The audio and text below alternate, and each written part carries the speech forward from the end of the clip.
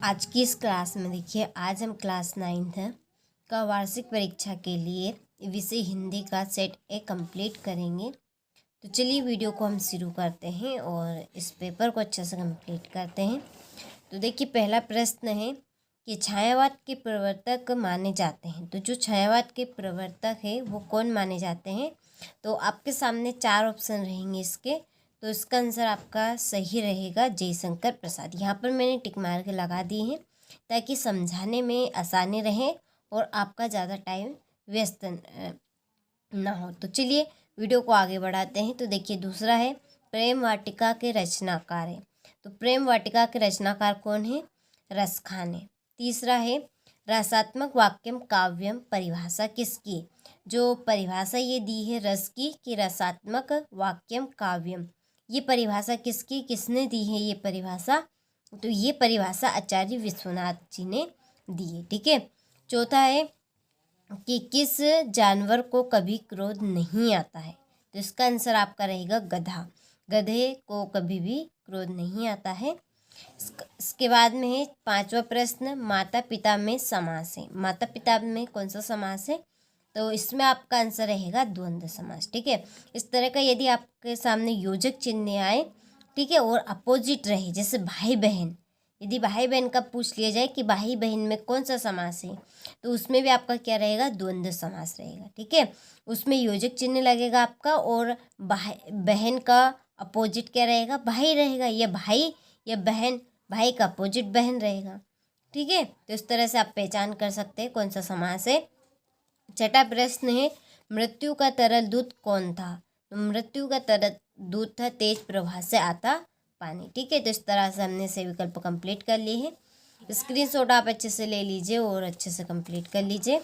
अब हम बढ़ते हैं अगले प्रश्न की ओर। तो देखिए, अगले प्रश्न में हमें रिक्त स्थान देखने को मिलेंगे।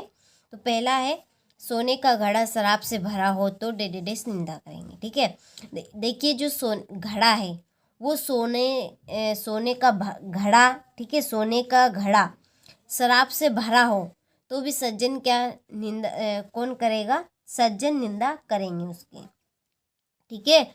और दूसरा है महाकाव्य में जीवन का डेडेडेस चित्रण होता है। तो महाकाव्य में किसका महाकाव्य में जीवन का कैसा चित्रण होता है? तो विस्तृत चित्रण होता है। और तीसरा प्रश्न है सूर्य का तत्भव शब्द डेडेडेस होगा।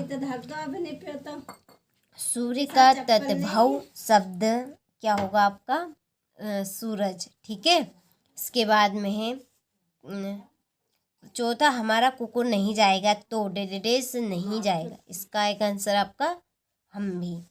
प्रातः काल दोनों मित्र डेडेडेस में बंद कर दिए गए। किसमें? कांजी भोज में। और दो बेलों की कथा गद्य डेडेडेस की विधा है किसकी? रचना, कहानी की। ठीक है। चलिए तो बढ़ते हैं अगले प्रश्न की ओर। तो देखिए, यहाँ पर अगला प्रश्न है सही जोड़ी। यहाँ पे मैंने जोड़ी की भी नंबर डाल दी ताकि समझाने में आसानी हो आपको। तो पहली है पंचवटी। पंचवटी की जोड़ी आपकी सही बैठेगी किसके साथ? खंडकाव्य। ठीक है। दूसरी है दो बेलों की कथा, इसकी आपकी जोड़ी सही रहेगी प्रेमचंद्र। विद्यालय की आपकी जोड़ी रहेगी दीर्घ संधि। विद्याधन आलय, जिसमें आलय आए, ठीक है, आलय आए वो आपकी दीर्घ संधि रहेगी। ठीक है। आप जैसे हिमालय, हिमधन आलय आया उसमें, तो उसमें भी क्या रहेगी? आपकी दीर्घ संधि रहेगी। तो इस तरह से आप संधि पहचान सकते हैं कौन से संधि है कौन से शब्द में। पतोहू के पहली संतान लड़की, इसकी आपकी जोड़ी रहेगी पर दादी। और कई अंकों वाली रचना आपकी क्या रहेगी? नाटक। और टोपी हमेशा जूते से महंगा। ठीक है। तो यहाँ से स्क्रीनशॉट आप ले लीजिए। चलिए, इसके बाद में सत्य सत्य। पहला है नई कविता में खड़ी बोली में रचनाएं अधिक की जाती है, तो ये आपका सत्य है। ठीक है। दूसरा है रस युक्त वाक्य ही काव्य है। कथन आचार्य विश्वनाथ का है। जो ये कथन यहाँ पर दिया है कि रस युक्त वाक्य ही आपके काव्य है, ये कथन आचार्य विश्वनाथ का है। तो हाँ, ये बात सत्य है। झूरी गया का साला था तो ये सत्य है।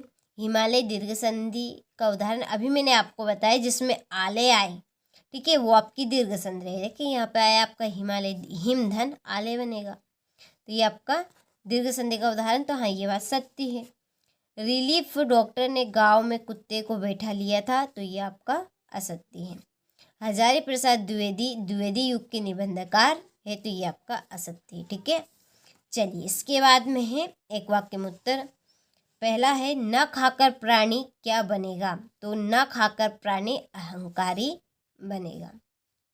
दूसरा है नायक के वृद्ध जीवन का चित्रण किस काव्य में होता है, तो इसका आपका आंसर रहेगा महाकाव्य। तीसरा है सांड को देखते ही कौन भयभीत हो गए, इसका आंसर रहेगा आपका हीरा और मोती। पंचामृत में कौन सा समास है, तो पंचामृत में आपका दिग्गु समास। क्या है? दिग्गु समास। जर्नल मिथिया का चित्र किसने मंगवाया था, तो रेणु ने। ठीक है, और छठा है हजारी प्रसाद द्विवेदी किस युग के लेखक है, तो ये आपके छायावाद युग के लेखक है। ठीक है, तो इस तरह से हमने एक वाक्य में उत्तर भी कंप्लीट कर ली है। स्क्रीनशॉट आप अच्छे से ले लीजिए और अच्छे से कंप्लीट कर लीजिए। इसके बाद में देखिए अगला हमारा प्रश्न है छठा कि भक्ति काल को हिंदी साहित्य का स्वर्ण युग क्यों कहते हैं। ठीक है, तो इस तरह से आपके प्रश्न बनेंगे वार्षिक परीक्षा में ये। ठीक है, इसके ऊपर भी आपके प्रश्न है, ये आपका 17 है, ये 18वां प्रश्न है। ठीक है, चलिए देखिए इसके बाद में ये देखिए आपका ये है 22वां प्रश्न और ये है आपका 23वां प्रश्न। ठीक है, तो पूरे प्रश्न की यदि आप सभी PDF चाहिए आपको, तो डिस्क्रिप्शन में नंबर दिए हैं, आप उन नंबर से कांटेक्ट कर लीजिए, आपको पूरी जानकारी मिल जाएगी। और तो